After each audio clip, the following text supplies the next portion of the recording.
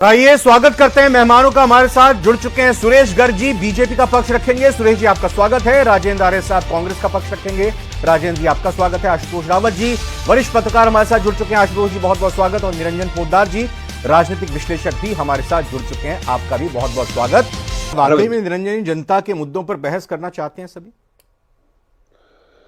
देखिए रविंद्र जी, बड़ा ही दुखद और वेदनादायक है कि जिस तरीके से मैं बार बार कहता हूं कि लोगों के वोट से जो माननीय बनकर के जाते हैं उसके बाद में उनका जो आचरण है वो कहीं ना कहीं आप ये समझ लीजिए उनके चित्र और उनके चरित्र दोनों के अंदर भिन्नता उत्पन्न करता है। कहीं ना कहीं आपको एक चीज समझनी चाहिए कि जो लोग आप जब जनता से वोट मांगने जाते हैं उस समय जिस तरीके की आप जनता के साथ प्रवचन करते हैं, कम से कम आपका वचन और आपका प्रवचन एक जैसा होना चाहिए। आपका चरण और आपका आचरण दोनों में समानता होनी चाहिए।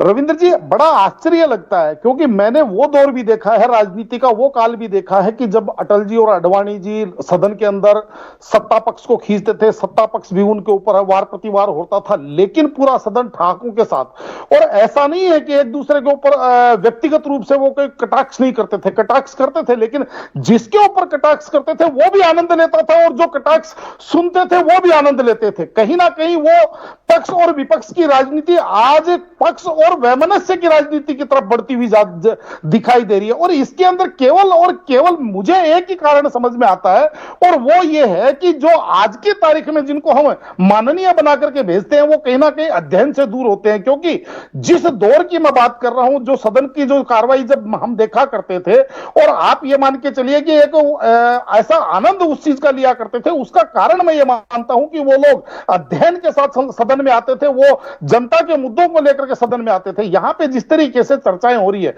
और इसके अंदर आप ये मान के चलिए कि कोई एक पक्ष की बात मत कीजिए, दोनों तरफ से समानांतर रूप से दोनों तरफ से मुझे ऐसा लगता है कि इस जो वर्तमान जो समस्याएं चल रही हैं इन समस्याओं का कारण विधानसभा अध्यक्ष ने पहल की, दोनों पक्षों को बुलाया, गोविंद सिंह डोटासरा जी को विशेष इजाजत देकर अपनी बात रखने के लिए बुलाया।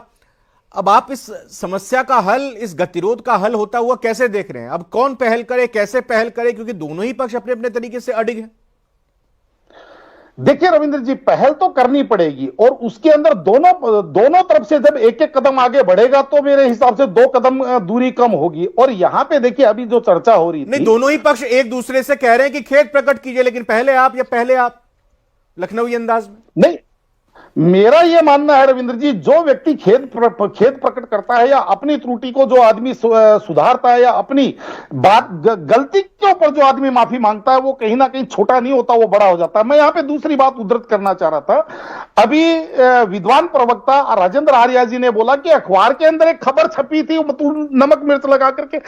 रविंद्र जी, हमने तो यह भी देखा है कि जब हिडनबर्ग जो अमेरिका यूएस के अखबार में एक रिपोर्ट छपती है और पूरा का पूरा सदन उससे ठहर जाता है, पूरा का पूरा संसद का सत्र जो है धुल जाता है। एक फ्रांस के अंदर किसी मैगजीन के अंदर कोई खबर छपती है राफेल के ऊपर और पूरा का पूरा सदन संसद का सत्र करोड़ रुपए जनता की खून पसीने के बेकार हो जाते। तो कहने का तात्पर्य यहां पे आपने कही नहीं कही, लेकिन अगर आप उसके ऊपर बड़े होकर के, लेकिन इसमें समस्या क्या आती है रविंद्र जी, जो हमारे जिनको हम माननीय कहते हैं उनके जो समर्थक हैं उनमें से कुछ लोग होते हैं उनको लफंगई की भाषा पसंद आती है, तो उनके सामने अपनी राजनीतिक स्कोर करने के चक्कर में एक ऐसा वातावरण बना दिया जाता है कि जो न संवेदनशील व्यक्तियों को वो प्रिय लगेगा और ना वो प्रियकारी कहा जा सकता है। हम ये अपेक्षा